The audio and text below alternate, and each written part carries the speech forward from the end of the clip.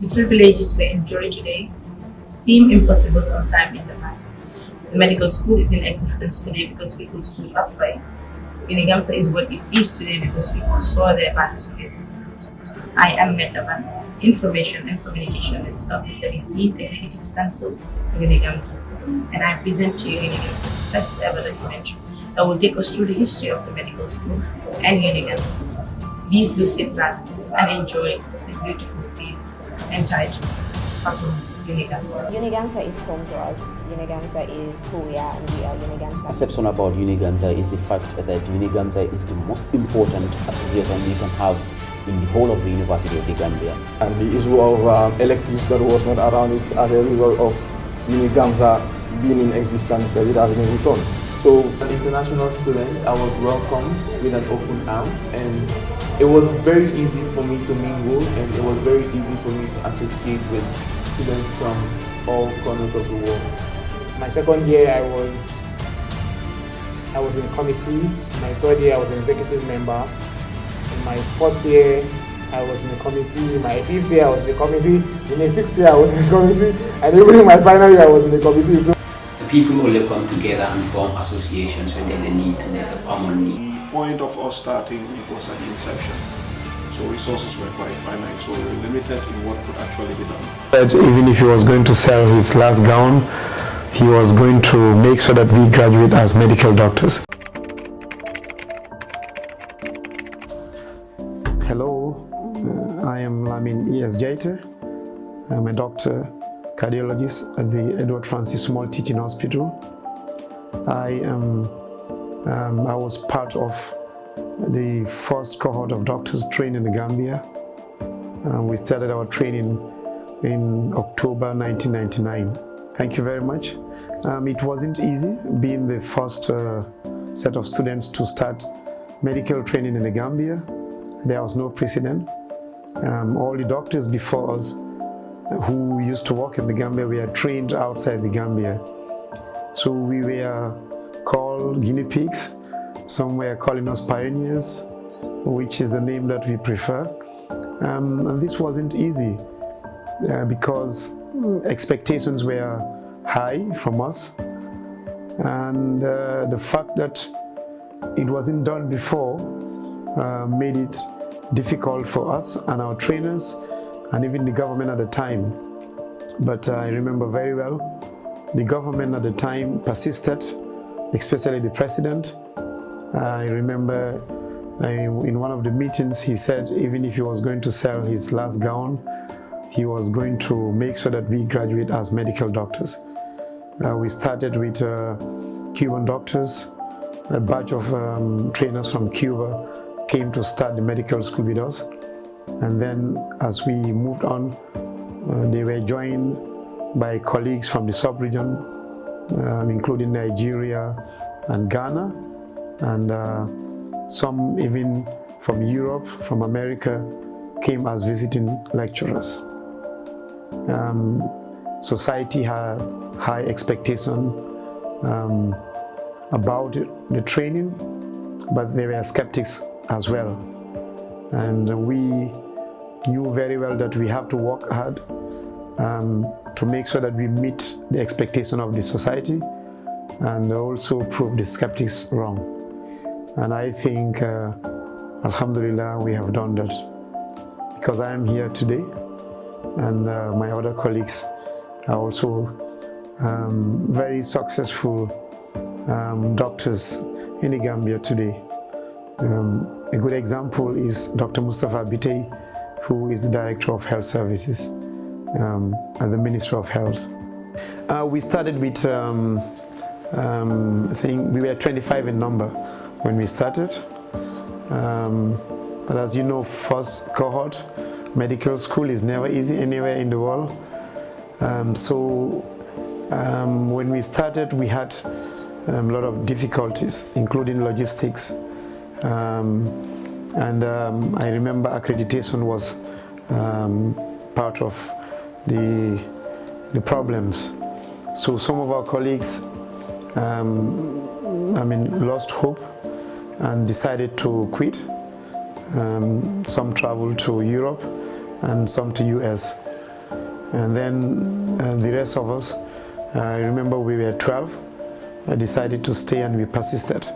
And we graduated as 12 doctors from the first cohort of medical students to be trained in the Gambia. I am Mustafa Bite. I'm the Director of Health Services at the Ministry of Health. Also serve as a consultant at the Obstetrics and Gynecology Department at Edward Francis Small Teaching Hospital. I also served as Senior Lecturer at the School of Medicine and Health Sciences, University of the Ghana.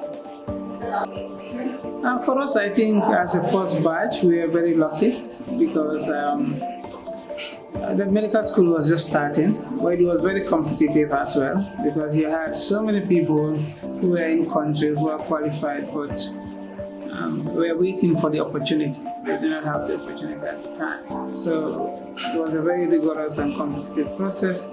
But the good thing is government was very eager to start such a process because it was very expensive, and so there was a lot of focus to try to make it work. And they try to motivate the students. If you don't have scholarships, we were all given scholarships, and then we are having stipend. And those who couldn't stay at home, we are housed in the school. So there's a lot of encouragement for us to go through the process because this was the first time in the country. There was a lot of animosity against the program in the country. So many people did not want it to happen. They thought it wasn't ready to start, and also government had to. And people were very scared to come to the medical school. We started with 25, and many of them left because of what we used to hear around. So there was a lot of motivation from ministry and government so that we could stay. Because we were the first batch, it was very difficult. We did not know about medical school. So one of the things we were really scared of was recognition. We were afraid that you'll be trained until you finish and nobody will recognize you as a doctor because the training was just starting in Gambia and there were a lot of doubts raised. The other thing is we did not have in country people who can teach, in the medical school. There were not many of them. So they had to get all our lecturers from outside the country, Italy, Nigeria, Ghana. So they were not always readily available. So it was very difficult to have a continuous process of going through. At the preclinicals, we had the Cubans in the preclinicals. And so their system and the system in West Africa is different. So there were a lot of fears that we are not going to be recognized, we may not be up to standard and all that. I think our main reason, if you ask most of the people in our class, is that we work together, we are one team. So we are so united as a class. So, we saw each other as one another's keepers. And so it was a very tough period, but we supported each other. We don't consider all of us pass until all of us pass the exam. So we support each other, we coordinate. After exams, we have parties together. During study time, we study together. We were supporting each other. I think that was our strength. The other thing is we also had good lecturers, and even the way we stuck with each other, we continued that throughout our postgraduate, and it helped us. When we went out of the country, we did very well. We did very well, extremely well. So that's why there's no doubt in the medical school anymore, because when we went to Ghana, when the pass rate was 50% for the whole of Ghana, all the Gambians passed. So it was 100% for our school. And since then, all the people we sent out, they are doing very well. So because of that, it brought a lot of recognition to the school. And the fears that we had about recognition and all is all allayed now. But our main strength was the way we work together as students. You cannot imagine when half of the students had WHO scholarship and the other did not have. So the half that had said, look, our book allowance, let's buy it for books for everyone. So that's how we united, collected all the money, buy for books for everybody, so that everybody got. So that camaraderie really helped us at that stage, because we were just few, 25 doing the program in the whole country. So we had to support each other.